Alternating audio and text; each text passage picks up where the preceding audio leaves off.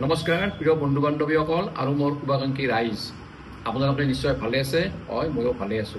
মই ইয়াৰ আগতে কেইবাটাও ভিডিঅ'ত আপোনালোকক ভাইৰাছজনিত কিছুমান ভাইৰেল ৰোগৰ কথা কৈছিলোঁ, যেনে চিকেন পক্স, কনজংটিভিটিছ, dengue, viral fever.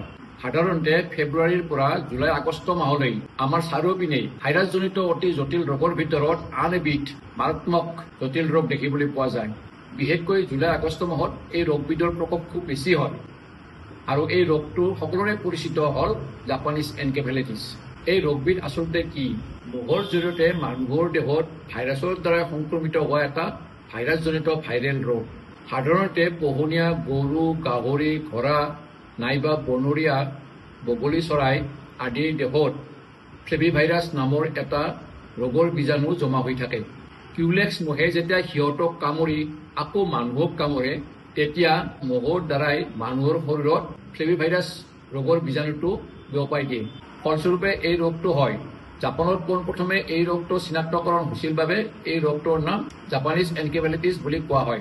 Japanese encephalitis ৰোগৰ লক্ষণ। সাধাৰণতে এই ৰোগৰ ভাইৰাছ সংক্ৰমণৰ 5 পৰা 15 দিনৰ ভিতৰত তাৰ লক্ষণবোৰ দেখা যায়।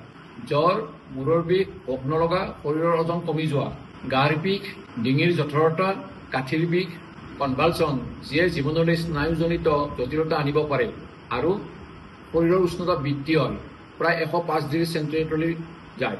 চিকিৎসা। এই ৰোগৰ কোনো চিকিৎসা নাই। যিহেতু এই ৰোগৰ কোনো চিকিৎসা নাই, ইয়াৰ লক্ষণবোৰৰ ওপৰত ভিত্তি কৰি সাধাৰণতে চিকিৎসা কৰা হয়। যথেষ্ট পৰিমাণে জিৰণি ল'ব লাগে, প্ৰচুৰ পৰিমাণে ফল মূলৰ ৰস খাব লাগে। জ্বৰৰ লক্ষণবোৰ যদি অতিপাত বেছি হয় বা অতি জটিলতা হয়, তেতিয়া তৎক্ষণাৎ হস্পিটেলাইজেশ্যন কৰিব লাগে। জাপানীজ এনকেফেলাইটিছ ৰোগটো নিৰাময় হোৱাৰ পিছত স্বাস্থ্যটো সম্পূৰ্ণৰূপে সুস্থ কৰিবলৈ স্নায়ুজনিত মস্তিষ্কৰ কাম কাজবোৰ নিয়াৰিকৈ পৰিচালিত কৰিবৰ বাবে কিছুমান কাৰ্যব্যৱস্থা হাতত ল'ব লাগে। অশ্বগন্ধা খাব দিব লাগে।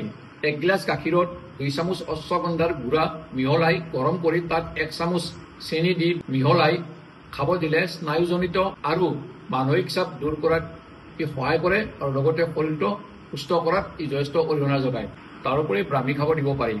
প্ৰিয় বন্ধু বান্ধৱীসকল, যিহেতু এই ৰোগটোৰ কোনো নিৰ্দিষ্ট চিকিৎসা নাই, সেয়েহে আপোনালোকে কেনেকৈ ইয়াক প্ৰতিৰোধ কৰিব পাৰি সেইটোৰ ওপৰত বেছি গুৰুত্ব দিব। আপোনালোকে এই ৰোগটো প্ৰতিৰোধ কৰিবলৈ পোনপ্ৰথমতে ভেকচিনেশ্যন কৰিব লাগে। আপোনালোকে যিকোনো উপায়েৰে ঘৰৰ পৰা মহ খেদিব লাগিব। সন্ধিয়া সময়ত ঘৰত বা ঘৰৰ বাহিৰত হালধূনা জ্বলাই দিব লাগিব। খালী গাৰে থাকিব নালাগে।